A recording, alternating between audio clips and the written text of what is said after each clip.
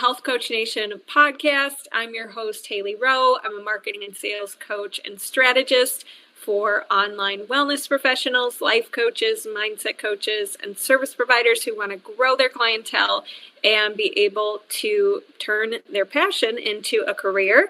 And today on the show, we have a special guest named Mitch McGinley. I'm going to read his bio so you know all about him. Mitch is a former studio owner, a business broker, and an exit planning advisor, specializing in boutique fitness, health, and wellness. He originally worked in hotel management and then with an investor who was flipping boutique hotels in San Diego. And shortly after, he and his wife, Carson, bought their favorite yoga studio. During that time, he began consulting in the boutique fitness industry, teaching seminars at MindBody University and other fitness conferences all over the world, helping studio owners make better business decisions.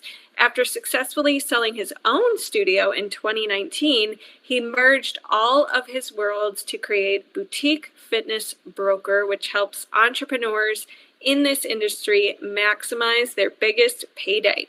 He has helped facilitate over 60 transactions in the past 5 years with over 10 million in transacted value in 2024 alone. So this is so interesting because a lot of the listeners are in the health and wellness field. They have their own business and maybe they've never even thought about selling it one day, but maybe they should. So Mitch, tell me a little bit first about what made you want to get into this world, and we'll go from there. Well, thank you so much, Hailey. Thank you for having me. I'm a big fan of your show, so I'm honored to be here. Truthfully, I want everyone to think about owning a business. I think the first time that I got a glimpse of being an entrepreneur was working with one. It was the first time I left that corporate job and I went to work with a guy who was flipping boutique hotels. And he was just a guy, and a dad. He had 3 kids, working really, really hard, but he was doing it in his flip-flops and, driving around town and drinking beer at lunch. And so it was like a really interesting segue into, well, if he can do that and be that successful, then I know I can too. And so, when we sold our studio and all these worlds kind of merged for me, I, for the very first time, got to be my own boss, and I got to create a company that is largely just me. In the last couple of years, I have brought on one other person and my wife, but for the most part, we all do our own things. None of us are employees, and it's just being your own boss is the best. Yeah, I know. I agree. It's definitely comes with. I think a lot of people think, oh, I'm just going to be my own boss and make passive income, which is not the right mentality to come into it with. But you choose your hard, and having a day job where you don't get to have the autonomy, have the flexibility with your schedule, be able to really live your mission and purpose a lot of the time, that's hard in and of itself versus having your own business. Yes, there's challenges that it really, you're really responsible for a lot of things and you have to wear many hats and you have to learn many skills. But at the end of the day, it's probably what you most want and more fun and all the things. Wouldn't you agree? Absolutely. And it's what gets you out of bed. It's like, yeah, you got to go learn that stuff, but it's because you have to and you want to, and it's because you're responsible for it. Yeah. And I think, for anyone who finds what they're passionate about, and really has an industry, which back to your first, I've always loved this industry because I love the people. Mm-hmm. The people in this industry are so wonderful and they're all kind and for the most part, just want to help others live happier, healthier lives. Totally. Right? Yeah. I've sold a plumbing company. I've sold a restaurant. They weren't the same vibe. Mm-hmm. And so, I knew that I wanted to stay in this industry. It's the industry that I know best. Mm-hmm. And it's where all my friends are. And so it's really fun to get to travel around to conferences all over the world. And, now I went to Singapore recently and saw some people that I had met in Spain, and it's the fitness world just gets smaller and smaller. For sure. Yeah. And I'm curious, since you owned your own yoga studio, you bought it. What were some of the things that you had to do when you bought a business to really get it to a point where you could sell it? It's a great question, and it's so important anytime you're looking at buying a business, which I also really encourage everyone listening to look into. It's if you're a trainer or a coach or an employee or manager, there are opportunities to buy businesses with very little money down. It's very normal to buy and sell businesses too. Like I want to normalize that piece of it. But when you're looking to add value, is the verbiage I would use there. So if you're going to buy something, you always want to add value to it, right? It's you buy a house, you want to improve it a little bit. If whatever. When you buy a business, you want to add value by fixing problems that you've identified or improving systems that you can improve, or adding better accountability and rigorous accounting to a business that hasn't had it previously. All of those things add value. And so then when you go to sell the business, it's worth more. And that's where you really get paid. Yeah, I love that. And it's really something where you can make a lot if you do it well, but it's also one of those things where you don't make it up front. So can you talk a little bit about like what's the difference between let's say like just the service provider entrepreneur mindset where they're working in their business and they're working with clients and they're delivering the service versus the mentality you need to have when you're coming into a business, buying it, adding value, delaying that gratification for a very long time, probably until you sell it. Like, what are some differences we need to consider? Well, I personally would say that I think buying into an existing business is a much safer investment to make because you know exactly how much money the business is making. You're inheriting a staff, which is oftentimes in these businesses one of the hardest things to put together, and a client base. And so you can buy a business and be profitable on day one, literally. And with SBA loans, you can get the 10% that you put down, and you can get that back in about 6 months. So that's your risk usually when you're buying into a business. It's very little. It's very reliable, stable income. If you're starting from scratch and you're that service provider who's just growing organically, chances are you're profitable, but you have growing pains. You either your space is too small, or you need more booths in your salon, or whatever it is. As you grow, you kind of have to keep changing these things, and it's not easy to change your location or get a bigger space. And it's also a lot more difficult, I think, to go through the rigors of finding those personnel, those staff members who are going to help support your growth. Because when you're an entrepreneur, and really, especially in the service provider role, one of the biggest challenges that you have to confront is withdrawing yourself from the business. It's very difficult to sell a business that relies on the owner and the founder, because everyone's terrified that when that person leaves, the business is going to leave with them. And so when you are the face of the business, if you do want to sell it, you really have to build up a team around you and have systems in place and have a deep bench of staff. And so these are the things that you can step into on day one when you buy, but when you're building from scratch, it takes a long time. Yeah, I hear you. What if someone's like, well, I just want to start a coaching business and I want to be the face of the brand, and they don't see the future. Like, maybe they're not super visionary and they're not thinking like, oh my gosh, I may want to sell this in 10 years. Would you say that it's something where, they could evolve and eventually phase themselves out?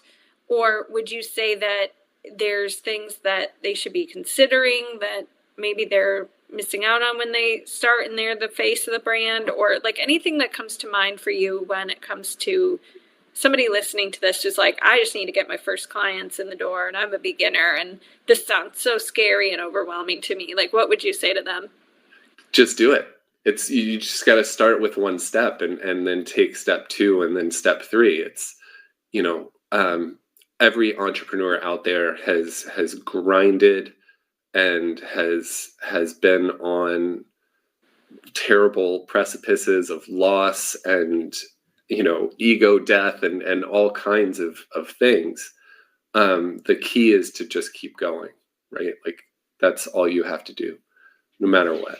And so, I don't know. I hope that answers the question. Yeah, but for anybody getting started, it's daunting, and there's going to be haters, and there's going to, there was a person in my family who told me that this is someone I really looked up to. It's like, I really don't think you should buy this yoga studio. I think it's a bad idea.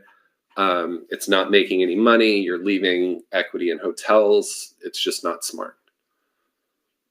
And I had to hear that and say, I hear you, but I'm going to do it anyway because I want to. And, now I never would be where I am. 10 years later, I never would have thought that I had become something of an expert in selling yoga and Pilates studios. But it's been a wild ride. And the most fun thing about my job, and this is, whether you're looking to buy or get started or sell, you should always begin with the end in mind. Like you should have an idea how you're going to get out of the situation that you're getting into, no matter what that is in life. And so, that's one of the highly successful habits or 7 habits of highly successful people is begin with the end in mind. But for everybody who's an entrepreneur, you're the face of the business at the start. That's sort of inevitable. It's like, it's your idea, it's your baby, and you're the one that's doing all of that work, and it's your energy, and you're attracting the kind of people who would get along well with you. And so it's almost impossible to not have it be that way at the beginning, right? Like it is you, it is your face, your brand, your baby. But the challenge then is starting to wean everybody off of you and backfilling positions and elevating people and delegating and and then really getting to the point where you're working on the business and not in the business, and that's when you can sell it. Yeah, totally. Yeah, and I think that when it comes to buying a business, would you say there's any criteria you'd want to look at, like when you're considering that, and things that you need to be researching and to make a smarter decision? There's so much that goes into due diligence, looking at these businesses, but definitely use experts. Like don't rely on yourself to understand and anticipate everything. You've got to, I've seen so much weird stuff with finances and lending and crazy landlords and crazy attorneys. And then sometimes even like crazy corporate offices too, for some of the franchisors that are out there. It's a long roller coaster of a road. And so you need people there to help guide you, especially like at a bare minimum, a CPA to help you look at the accounting tax records. And then, someone like myself, if you can, who's done this a million times. This is really easy for me to look over a P&L and say, that payroll seems suspiciously low. I'd be willing to bet that the owner's working a lot more than they're saying that they're working, or some, the little things like that. Staff is key. I think everybody who wants to buy a business wants to retain the key staff members. Specifically the managers, the sales managers, the key lead teachers, trainers. And I think a lot of times there's a false expectation that those people would want to leave their jobs just because the business is being sold. And what I've found is quite to the contrary. It's usually an opportunity for them to grow and to take on more responsibility. And usually people are buying businesses with a growth mindset. And so maybe it's an opportunity to go from a one location studio to 3 or 4 and to go from being a GM to being an area manager. Those are the kinds of things that allow upward trajectory in a way that staff in this industry doesn't often have the luxury of. Those are probably the main things I would say. Yeah. Yeah. And when it comes to selling the business, you mentioned obviously people who are going to want to buy your business, they're going to want to see that it doesn't all rely on you, that you have a good team or support or staff, that obviously you have good numbers, good profit. Is there anything else that you think is really key to highlight in this episode for people who may want to sell their business one day and they're trying to start thinking about that? The last thing is your lease, ends up just being a huge third-party dynamic in the whole thing. The landlord has their own agenda, their own MO, and it doesn't necessarily align with buyers and sellers. So if you're coming up on the end of your lease, you're in a riskier position, because if your landlord doesn't want to extend your lease, then you have to move. That's a major problem. If they are willing to extend your lease, but they're going to jack the rent up a ton, that's a big problem. That's going to hurt your profitability, and any buyer who's looking at it is going to reduce their offer accordingly. Because valuations are based on profitability, and so if the expenses goes up, the profit goes down, the valuation goes down. And so the landlord can have an inordinate amount of power in these situations. And so what I always like to coach people on is maybe a couple years in advance, knowing in detail what the actual, there's always a section called assignment and subletting in commercial leases. And it lays out the process if you sell your business or if you want to sublet the space or something like that. And oftentimes there's some verbiage in there that says, even if you sell your business, you will remain liable for the lease for the duration of the lease.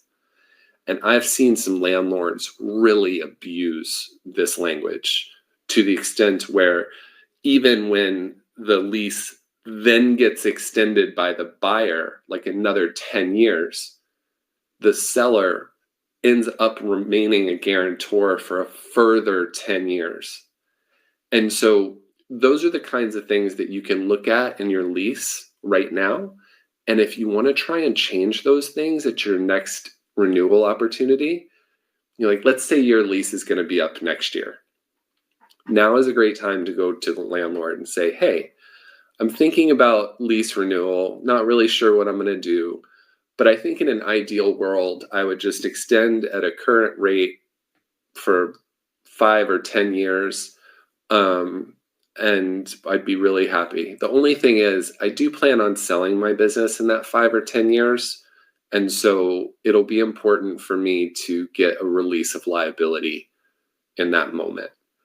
And you can set it up now when they don't have that much power or control over the situation. Because when you go to them with a buyer, you're really beholden to their approval.